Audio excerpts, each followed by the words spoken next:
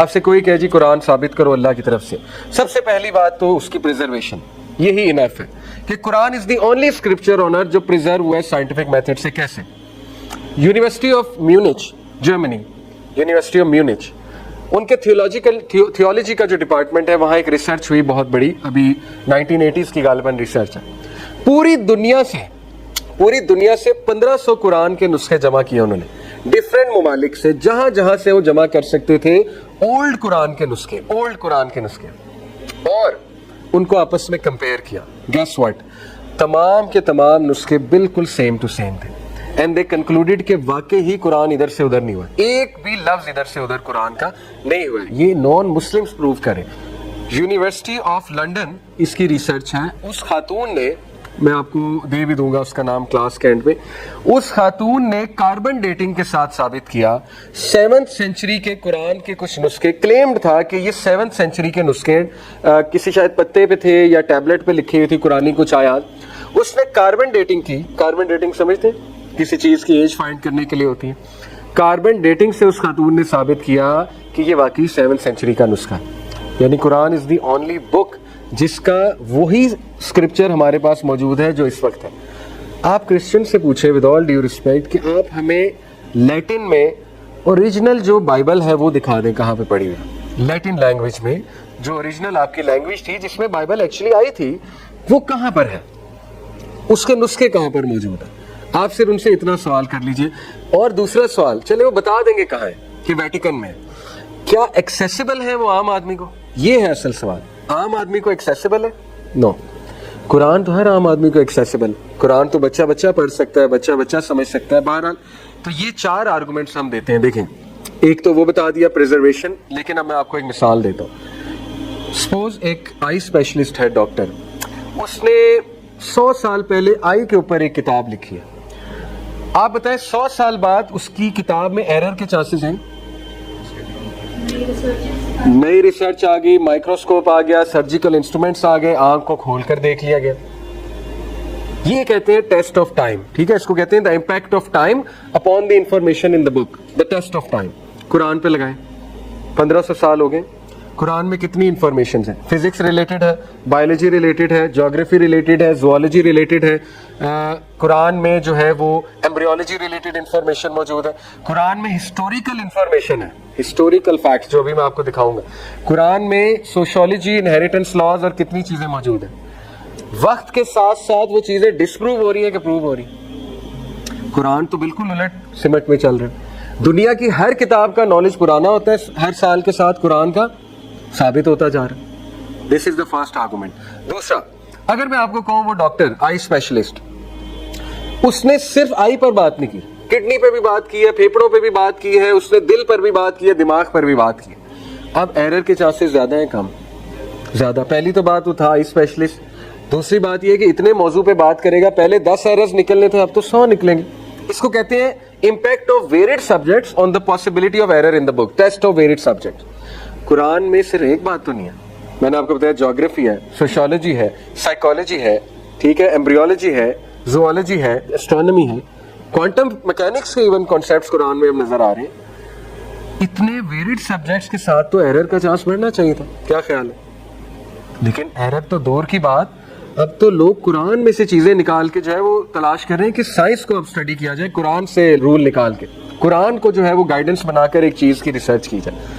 کتنے آرکیولوجسٹ دنیا کے، ماڈرن آرکیولوجسٹ کی بات کر رہا ہوں، وہ قرآن کو پڑھ کر ایک جگہ کو ڈھونڈتے ہیں، قوموں کا پتہ کیسے لگاتے ہیں؟ قرآن کو پڑھ کے۔ دے آر ڈیڈ شور، قرآن جو کہہ رہا ہے کہ یہ قوم یہاں پہ تھی، وہیں پہ تھی۔ آپ دیکھیں آرکیولوجسٹ کا کام کیا ہے؟ کھدائی کرنا اور چیزیں نکالنا، یہی ہے نا۔ آرکیولوجسٹ کی تو موجیں ہو گئی، قرآن بتا رہا ہے یہاں پہ تھی، ان کی تو موجیں ہو گئی، وہ کھدائی کریں گے، چیزیں نکل آئیں گی۔ اور ایسا ہو رہا ہے، آرکیولوجسٹ نے جہاں کھدائی کی وہاں پہ اس قوم کے بقیہ جات نکل آئے۔ تو قرآن میں اتنے ویریڈ سبجیکٹس ہیں، لیکن وقت کے ساتھ ساتھ سبحان اللہ وہ پروو ہوتے جا رہے ہیں۔ تیسرا، اگر میں آپ کو یہ کہوں کہ وہ ڈاکٹر جو ہے اس کی ٹیم کوئی نہیں تھی، اس نے کسی سے مدد نہیں لی ہوئی، ٹھیک ہے، اس نے خود ہی کتاب لکھ دیا، آپ کہیں گے بھائی اب تو 10 ٹائم ایرر بڑھ گیا، کیونکہ اگر وہ کسی کی مدد لے لیتا، ڈبل چیک کر لیتا، ٹرپل چیک کر لیتا، تو شاید کوئی چانسز کم ہو جاتے ہیں ایرر کے۔ اب تو وہ گیا، اب آپ مجھے بتائیں قرآن جو لوگ کہتے ہیں کہ اللہ کی طرف سے نہیں ہے، کیا کہتے ہیں؟ نبی نے لکھا ہے نا، محمد صلی اللہ علیہ وسلم نے لکھا ہے.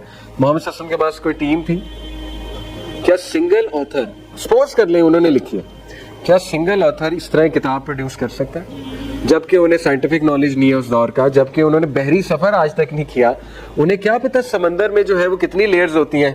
اللہ نے بتایا ڈارکنیس کی 3 لیئرز ہے، سب سے نیچی لیئر جو ہے وہاں تو لائٹ بھی نہیں جا سکتی. یہ قرآن کی آیت ہے، سورہ نور کی آیت ہے. کیسے پتہ لگا؟ نبی صلی اللہ علیہ وسلم نے تو کبھی اسکوبا ڈائیونگ کسی جو ہے آپ کو پتہ ہے صحابی نے نہیں کی. نبی تو آپ کو پتہ ہے اس دور میں اسکوبا ڈائیونگ کہاں ہوتی تھی. اسی طرح یہ ہمارا آرگومنٹ ہے کہ اگر آپ کہتے ہیں نعوذ باللہ محمد صلی اللہ علیہ وسلم نے لکھا ہے تو ثابت کرو ان کے پاس ٹیم کون سی تھی. نہیں کر سکتے ثابت. وہ آ جا کے پتہ کیا کہتے ہیں؟ بائبل سے کاپیڈ ہے. بائبل اور قرآن کی سٹوریز میں زمین آسمان کا فرق ہے. کئی جگہوں پہ میں آپ کو ثابت کروں گا. بائبل میں موسیٰ علیہ السلام کی سٹوری میں کہ آسیہ کون تھیں؟ حضرت آسیہ موسیٰ علیہ السلام کی فرعون کی بہن. بائبل میں بہن ہے، قرآن کیا کہتا ہے؟ بیوی. تو کاپی کرنا تھا تو چینج کیوں کر دیا؟ ٹھیک ہے، یہ ایک سمپل سی مثال آپ کو دے رہا ہوں. اسی طرح یوسف علیہ السلام through out the story Bible کی یوسف علیہ السلام کے دور کے کنگ کو کہا جا رہا ہے فیرو. قرآن نے ایک بھی بار یوسف علیہ السلام کے دور کے بادشاہوں کو فیرو نہیں کہا. کیا کہا ہے؟ ملک یا ملک، کنگ. اگر کاپی ہوتا نعوذ باللہ. اچھا بائبل میں جب یوسف علیہ السلام گمے ہیں تو آتا ہے کہ یعقوب علیہ السلام نے اپنا سینہ پیٹا، سر کو پیٹا. قرآن کیا کہتا ہے؟ انہوں نے کہا فصبر جمیل واللہ المستعان.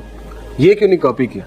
نعوذ باللہ. نبی صلی اللہ علیہ وسلم اگر وہ سٹوری کاپیڈ ہے تو یہ بھی فالس آرگومنٹ ہے کہ جی کاپیڈ ہے، آپ ثابت کر دیں کاپیڈ ہے. ٹھیک ہے. اور لاسٹ بات، امپیکٹ آف آتھرز لیول. اگر میں آپ کو یہ کہوں کہ وہ جو آئی اسپیشلسٹ تھا وہ تھا ہی نہیں آئی اسپیشلسٹ، وہ تو عام سا بندہ تھا. اب آپ کہیں جی کہ رکھو اس بک کو سائڈ پہ، یہ تو پڑھنے کے لائق نہیں ہے، یہ تو ہمارے ساتھ دھوکا ہوا ہے.